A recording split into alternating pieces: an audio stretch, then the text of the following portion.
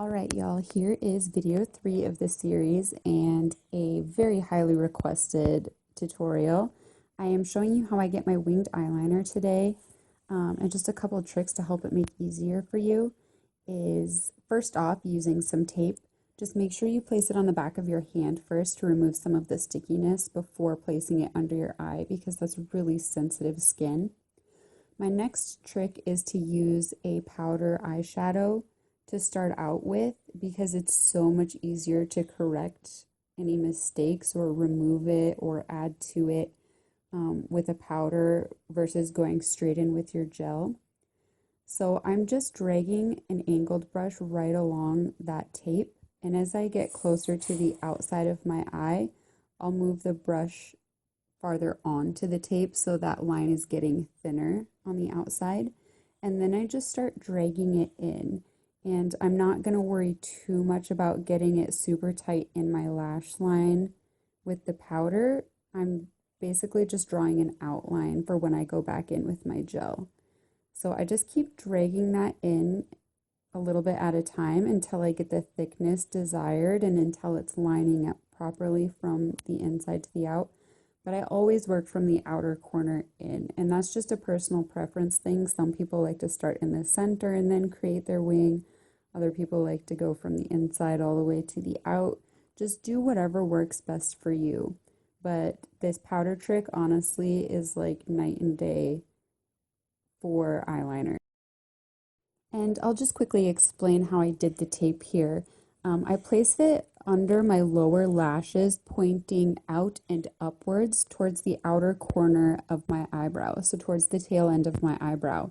And this is why I prefer to do my brows first, because I do add on a little bit of length to my brows. If I were to just go in and do my eyeliner first and then do my brows, the wing of my liner could seem stunted or just slightly too short.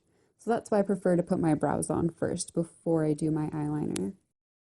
So I'm just going to go ahead and do the same thing on this side that I did on the other eye. And as I work on this eye, you'll see me referencing the other eye just to make sure everything's matching up right off the get-go. It's easier to make corrections while you're working the process versus doing all of it and then trying to correct it. So I'll just reference back and forth to make sure everything is looking even and uniform.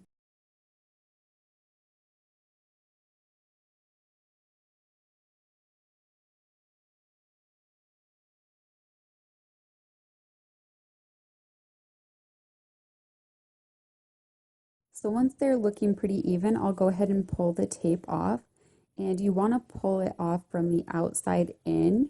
It's just going to be easier on the skin underneath of your eyes to do it that way. And then here we are back with the gel. And the gel I use is actually e.l.f. brand, which you can get at Target. And I don't know why, but recently, for some reason, everyone has been obsessing over the pigmentation and the intensity of my black liner. And it's the same I've always used.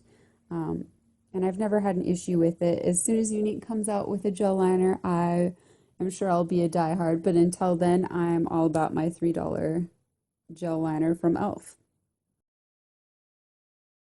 So I'm honestly just tracing directly over where I placed that powder. I'm not adding or taking away anywhere. I'm just going directly where I placed that powder. It's the perfect outline. And as you can see, it's just intensifying that black and making it as pigmented as possible. You guys don't have to take the tape off before doing this step, by the way.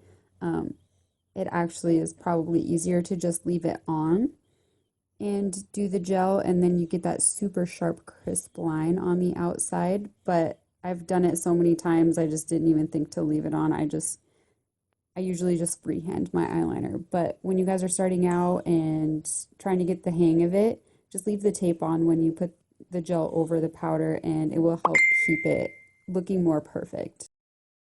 I hope this was helpful and that you guys enjoyed this tutorial. If you did, please give it a like, and I will see you guys in the next video.